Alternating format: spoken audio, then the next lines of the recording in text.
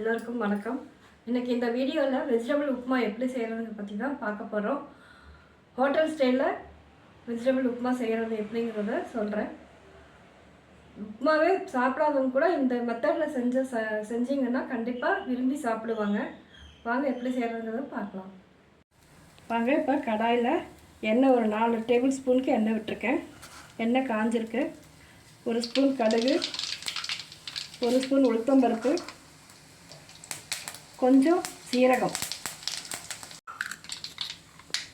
இப்போ 2 முந்திரி போட்டிருக்கேன். வெங்காயம் 1 பொடியாக கட் பண்ணது,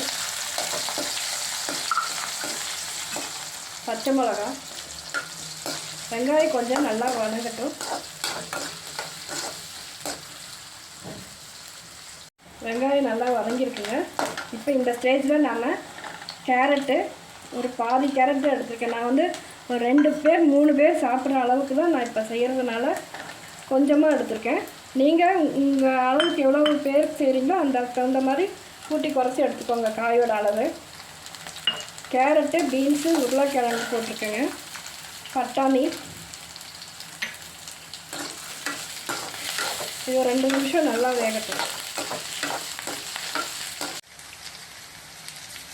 கருவேப்பிலை ஒரு கொத்து போட்டிருக்கேன். இப்போ இது நம்ம தண்ணி ஆட் பண்ணிக்கலாம்.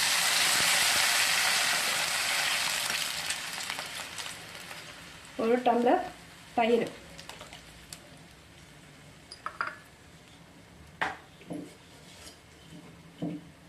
தேவையான அளவு உப்பு. இப்போ நல்லா பாருங்கள், காய் நல்லா வெந்துருச்சு. இப்போ இந்த ஸ்டேஜில் வந்து நம்ம ரவையை ஆட் பண்ணிக்கலாம். ரவை வந்து தண்ணிக்கு 3/4 அளவு போட்டால் போதும். ஏன்னா அது வெந்து வரும்போது உங்களுக்கு ரொம்ப இறுகிற மாதிரி இருக்கக்கூடாது. இந்த அளவுக்கு ரவை போட்டால் போதும். நான் வந்து சம்பா ரவை தாங்க போட்டுட்ருக்கேன்.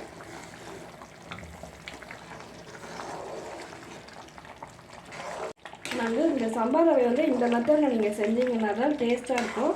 எல்லோரும் விரும்பி சாப்பிடுவாங்க.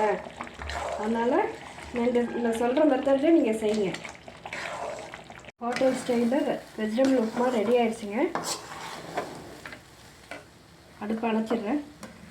மேலே 1 ஸ்பூன் வந்து நெய் விட்டுருக்கேங்க. இது நெய் வந்து விடணுங்கிற கட்டாயம் கிடையாது. உங்களுக்கு விருப்பம் இருந்தால் விட்டுக்கலாம்.